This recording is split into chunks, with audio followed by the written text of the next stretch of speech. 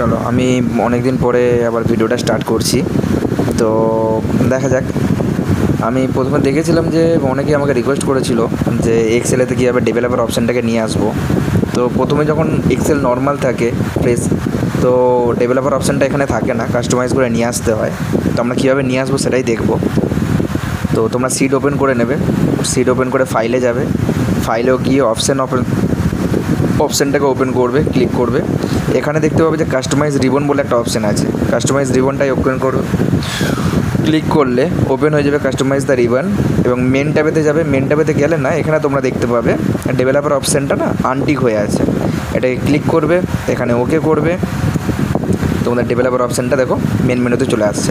তো এখান থেকে ডেভেলপার অপশানটা তোমরা ইউজ করতে পারবে, ঠিক আছে। কারণ অনেকে দেখে যে ডেভেলপার অপশানটা তারা দেখতে পাচ্ছে না, তো সেই জন্য এই ট্যাবটাকে করে দেওয়া, ঠিক আছে। এখান থেকে তোমরা ডেভেলপার অপশানটাকে ব্যবহার করতে পারবে। চলো আজকের ভিডিও এখানে পর্যন্তই, দেখাবে নেক্সট ভিডিওতে। চলো বাই।